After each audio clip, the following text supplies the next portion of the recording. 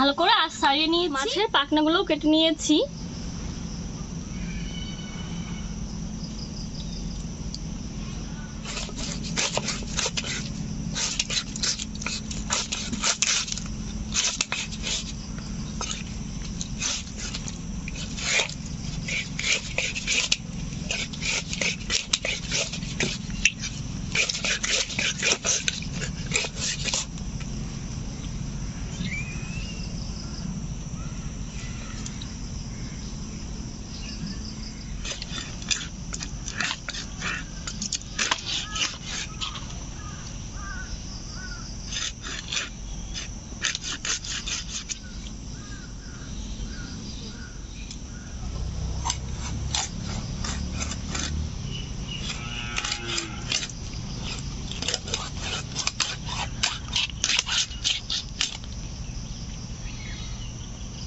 একদম টাটকা রুই মাছ।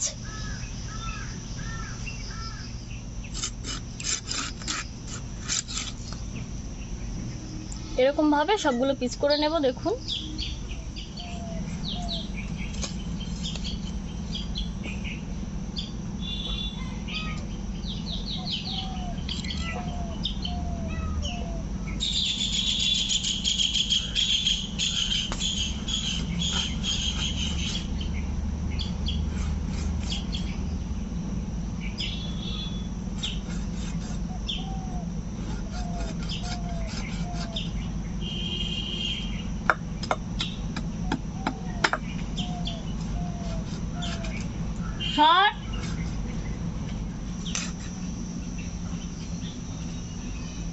মাথা কাটার জন্য নিয়ে এসেছি আজকে। দেখুন নোড়া,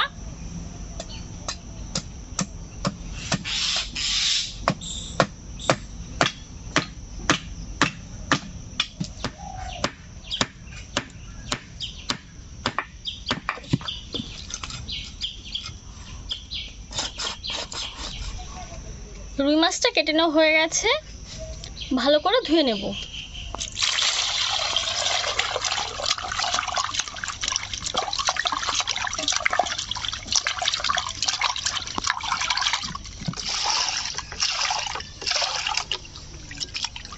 আজকে রুই মাছ রান্না করব আলু ফুলকপি দিয়ে। ফুলকপিটাকে কেটে নিচ্ছি।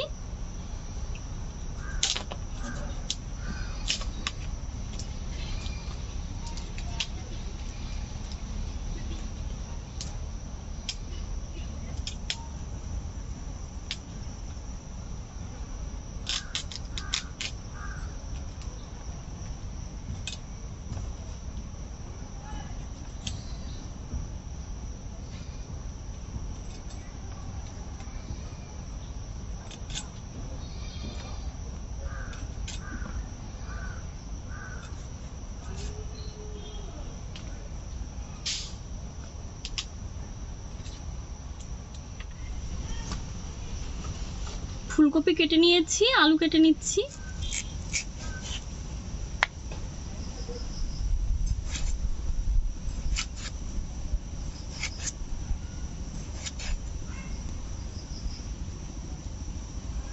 এরকম ভাবে আলুগুলো কেটে নিলাম।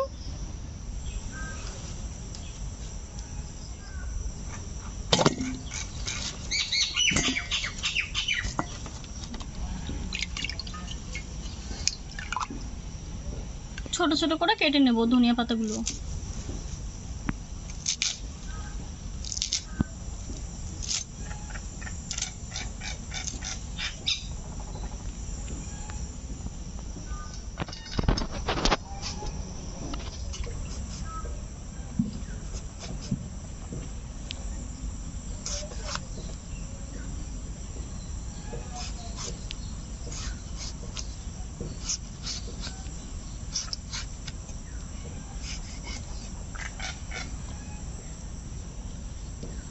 মাছ সবজি সবকিছু ধুয়ে নিয়ে চলে এসেছি উনুন পাড়ে। আর দেখুন উনুনটা ধরিয়ে একটা কড়াই বসিয়ে নিয়েছি। আলুগুলোকে হালকা করে সেদ্ধ করে নেব। এরপর কপিগুলোকে ভাপ দিয়ে নেব। কড়াইতে জল দিয়ে দিয়েছি।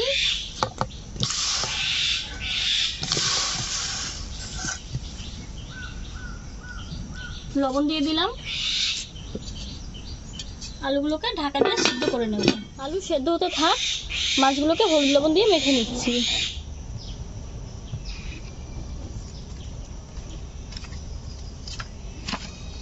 আপনারা তো দেখলেন যে আমি বড় একটা মাছ কাটলাম, কিন্তু আমি সবগুলো মাছ রান্না করব না।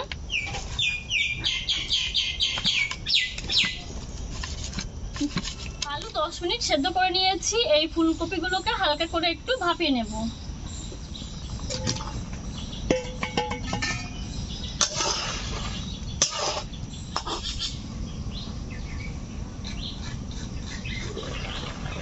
ফুলকপি ভাপিয়ে নেওয়া হয়ে গেছে, এখন নামিয়ে নিচ্ছি। কড়াই ধুয়ে বসে নিয়েছি, একটা তেজপাতা ছিঁড়ে দিয়ে দিলাম, শুকনো লঙ্কা দিয়ে দিলাম,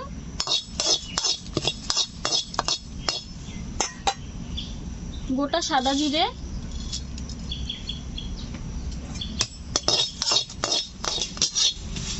শুকনো খোলা ভেজে নিয়েছি, এখন নামিয়ে বেটে নিচ্ছি।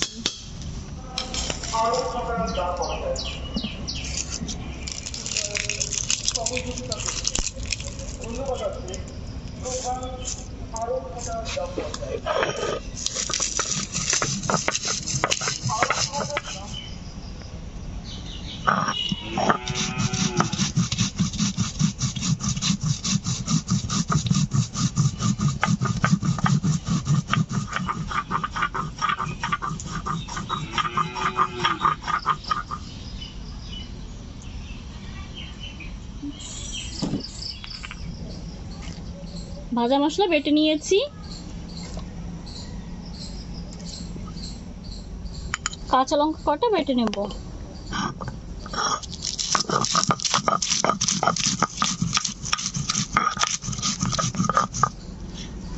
খুব বেশি বাটতে হবে না, এরকম হলেই হবে, আর বাটবো না।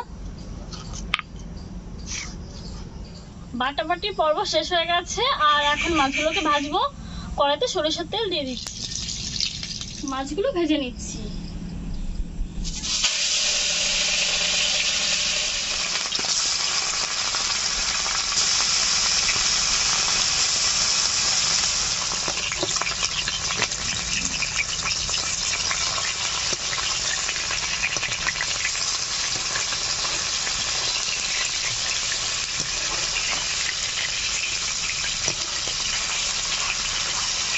ভালো করে ভেজে নিয়েছি, দেখুন লালচে করে।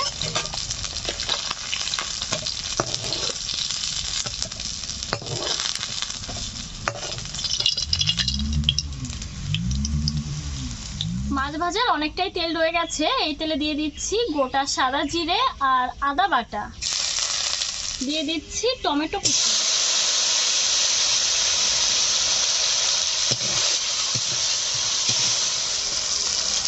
দিয়ে দিচ্ছি সেদ্ধ করে রাখা আলু ফুলকপি, কাঁচা লঙ্কা বাটা, লবণ, হলুদ গুঁড়ো,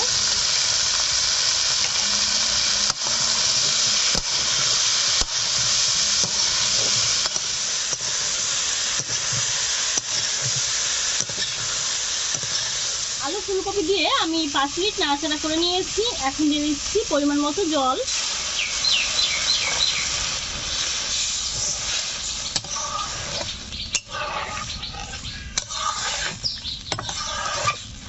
মতো জাল করে আমি ঝোলটাকে ভালো করে ফুটিয়ে, ঝোল ফুটতে শুরু করে দিয়েছে। ভেজে রাখা মাছগুলো ঝোলের উপরে দিয়ে দিচ্ছি।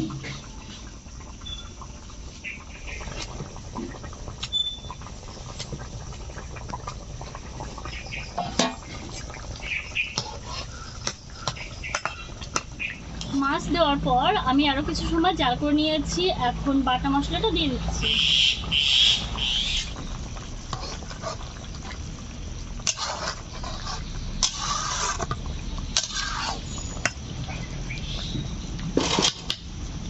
এখন ঢাকা দিয়ে 2 মিনিট জাল করে নেব।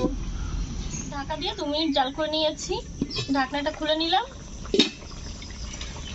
এখন উপর দিয়ে দিয়ে দেবো কয়েকটা ধনিয়া পাতা।